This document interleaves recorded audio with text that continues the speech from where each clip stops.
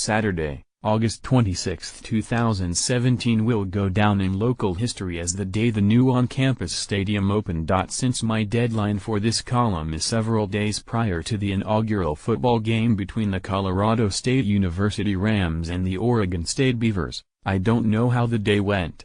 Even so, I predict there were traffic challenges.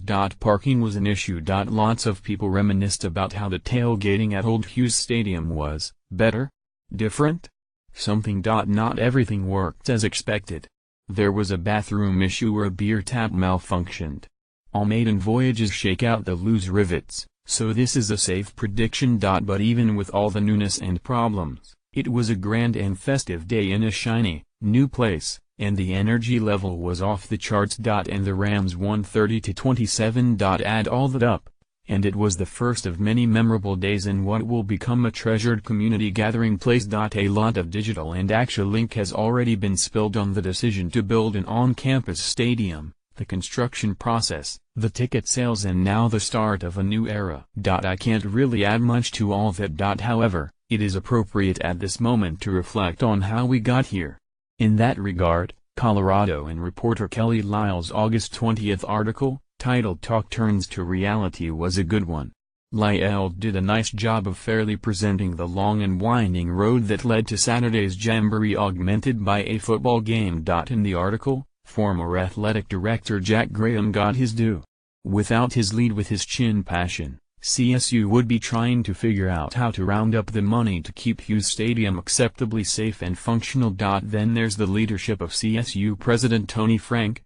Once convinced an on-campus stadium was a worthy idea, he made sure it received serious consideration with broad input. There was a commitment to a process that was as thorough and professional as it was long. As the ensuing controversy got personal and unpleasant at times, it had to weigh heavily on Dr. Frank. Still, he kept showing up, answering questions, insisting that the process honor all involved, and, once the decision was made, insisting the project be built to a high standard. This is the definition of leadership. Many people would have wilted under the responsibility and clambered back to status quo. Not Dr. Frank. Then, of course, somebody had to see that the stadium got built on time and on budget, and athletic director Joe Parker was the right guy for the job. Thousands of people had a hand in shaping and supporting the new on-campus stadium. The final result is a facility that will become a well-used, beloved university and community gathering place.